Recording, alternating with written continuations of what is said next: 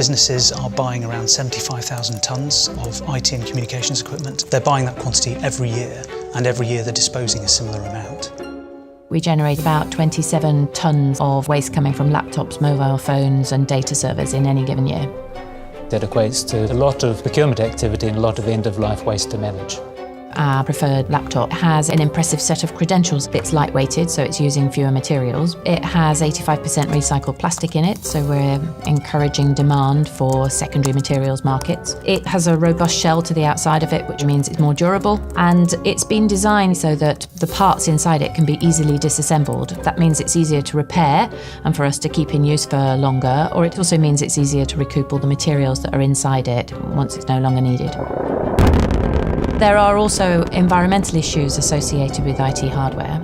Some of it is about the minerals and the metals which are used to make them. The manufacturing of the materials that are used and the manufacturing of the laptops and the phones themselves also is quite intensive from an energy and a water point of view. If you can reuse and recycle them, it's better for sustainability. There's also the hazardous chemicals in the products that they're discarding, and those can cause issues downstream in an environmental sense. If companies aren't disposing of their assets in the right way, the main risk is that they have a data breach and they can be liable under law for the loss of that data. We set up a programme with two different companies, Tier 1 and S2S, to recover the laptops and the phones once our people no longer use them and they're out of warranty. This is Tier 1's operation facility. PwC's old laptops come here, and then we remove all of the data, we refurbish them, report on them, resell and generate revenue. It's far better to reuse than recycle. Recycle is good, but it's expensive and it takes a lot of energy. We can remove data on 500 systems at a time. We use a piece of software called Blanco that's government approved.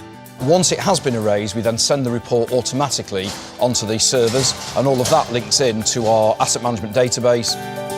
Because they track and trace each and every item, and they can make sure it gets reused responsibly or recycled properly if that's the best option. What we will then do is make the laptops ready for resale. So we'll put them through a high quality refurbishment process to give an out-of-box new experience, even though it's second-hand product. We want them to open that box up and go, wow. This is the S2S facility in Rotherham, South Yorkshire, for all our corporate clients, which obviously includes the mobile phones that we collect and recycle for PwC.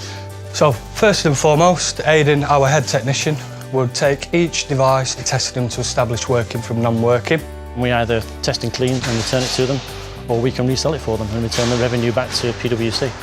We can data wipe those devices and give PwC certificates stating that process has been done. The most important thing is obviously looking to reuse as many devices as we possibly can. The reuse rate over the last 2 years of the mobile phones and tablets is at 93%.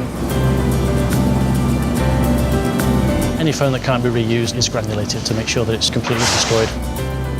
These are a mixture of mobile phones and hard drives. No data is ever going to be obtained from those particles.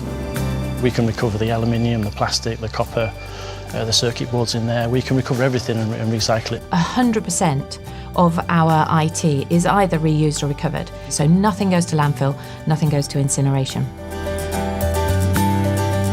The main environmental benefit of reusing these assets is that obviously someone can use the device again. It means you haven't got to make another laptop, you haven't got to extract those raw materials, and you don't need to incur the environmental impacts of making another one. It also has social benefits alongside those which are more easily recognised.